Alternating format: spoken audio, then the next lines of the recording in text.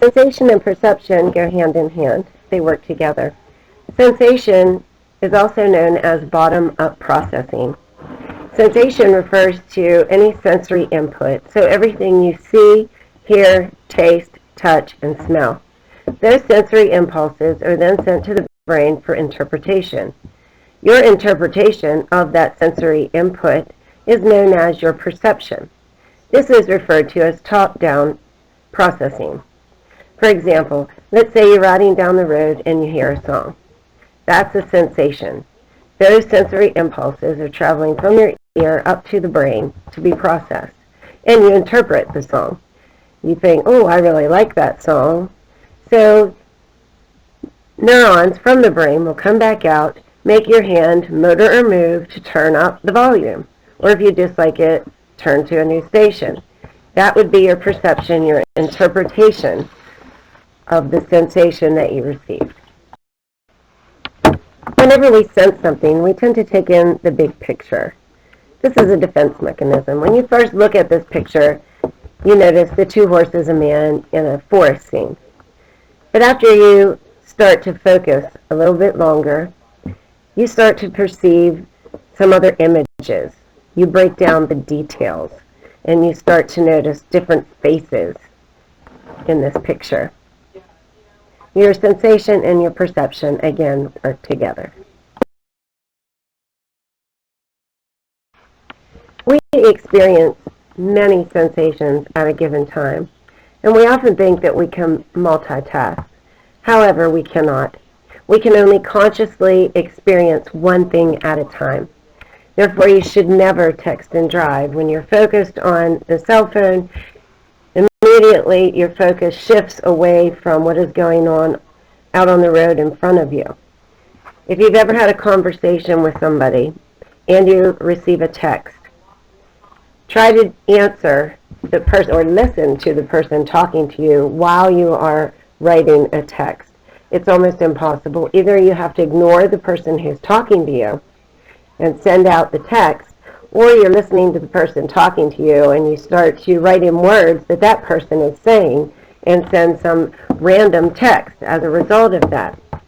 We are very bad at multitasking. Again, our conscious awareness is very proficient, but also very limited.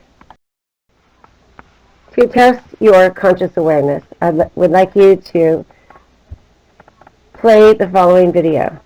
If the hyperlink does not work, pause the video, and I would like you to Google awareness test. The reason why you did not see the moonwalking bear is because of a concept known as inattentional blindness. You were focused on counting the passes the team in white were making. Again, we cannot multitask. So you're focusing on the passes. Therefore, you miss something in your visual field as a result of that.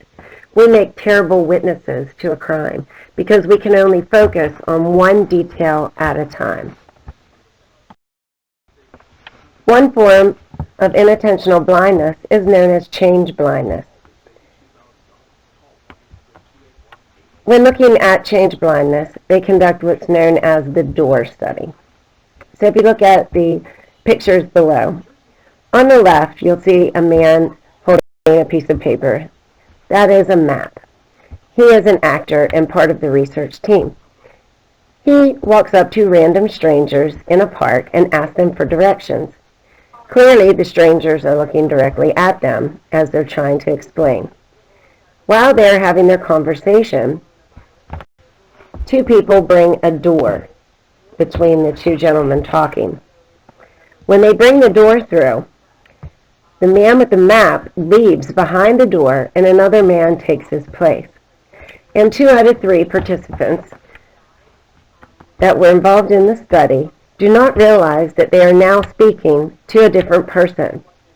Again, because they're so focused on the map, they're so focused on the directions, that they fail to recognize details about the individual. So in other words, change blindness is failure to recognize subtle changes that occur right in front of you because you're focused on something else. please pause the video, click on Change Blindness hyperlink to watch a quick video. If the hyperlink doesn't work, you can Google change blindness, would you fall for that?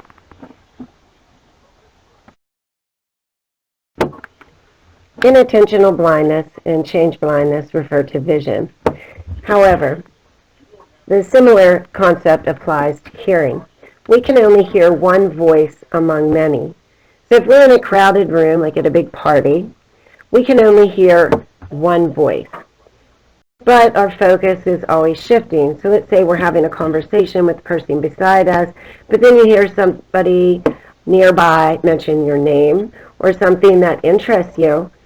Your focus will shift, and now you're focusing on that voice, and you can no longer be focused or paying attention to the person who's standing beside you having that conversation. This is known as the cocktail party phenomenon. Your absolute threshold refers to when you will first detect some sensation or stimulus, at least 50% of the time. For example, if I had a radio and I turned the volume all the way down, and I say to you all, raise your hand when you detect the sound, and I start turning it up notch by notch. Whenever you raise your hand, that would be the level of your absolute threshold when you were able to detect that stimulus. The difference threshold, or just noticeable difference, is whenever you can detect a change between two stimuli. For example, if you are sitting in a room and you have the dining room light on and there's a dimmer switch, how many clicks would you have to make in order to detect a change in the brightness of that light? That would be the difference threshold. There's actually a law that determines or specifies the percentage that would be needed in order to detect a change between two stimuli. Taste takes a lot for us to see a difference, 15% change before we recognize a difference in taste, whereas our hearing is a little bit more proficient. You only need 0.3% of a change to occur to recognize a difference in tone. Subliminal refers to anything that's below our absolute threshold, things that we are unaware of, but they would still be processed. For example, a dog whistle. If you blow a dog whistle, you cannot detect that sound. However, sound waves are still going in and being processed in your brain. You just don't have enough receptors or cilia in the ear in order to detect that sound like a dog would. So many believe that these subliminal messages that we receive and process can cause us to act upon them. In the past, some movie theaters have flashed subliminal images of their concession stand food.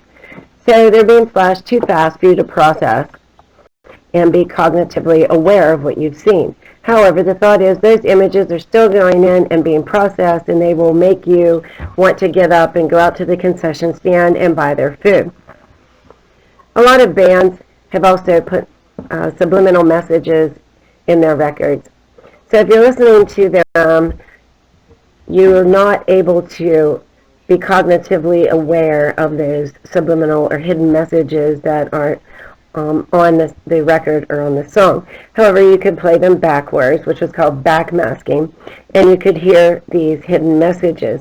Most of these messages were very negative. They dealt with like drugs, suicide, or Satan. So a lot of parents sued these bands, claiming that their children acted upon those subliminal or hidden messages. Here you can click on the two hyperlinks to hear two different songs that have these subliminal messages in them. The first one is Queen's Another One Bites the Dust. You can Google if the hyperlink doesn't work. Another One Bites the Dust, subliminal message. The second, Stairway to Heaven. Again, you can Google Stairway to Heaven and subliminal messages. The last term in this lesson is sensory adaptation. When we're repeatedly exposed to some sensation over and over and over again, we adapt to it. We fail to recognize it. For example, I have a coffee pot in my room, and I drink coffee all day long. So the first thing students notice when they walk in my room is the coffee smell. However, about 15 minutes into class, if I say, "Do you smell my coffee now?" they say no. They've adapted to it and fail to recognize it.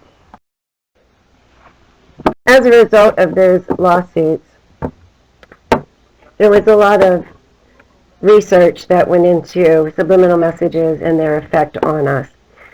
So students were divided into two groups in one such experiment. Group A and Group B students. Both of them watched the exact same movie, but were exposed to very different subliminal images. Group A students were shown happy scenes subliminally throughout the movie. Group B students were shown very grim and negative scenes, such as car crashes or things of tragedy. After the movie, they were told to write down how they felt throughout the day. Group A students responded and wrote that they felt happy and joyful the rest of the day, whereas students in the B group who saw the grim images tended to report that they felt angry or sad as a result of this. Many similar studies have shown the same thing. Most believe that subliminal messages cannot affect our actions or us to go purchase something. However, they do tend to persuade how we feel.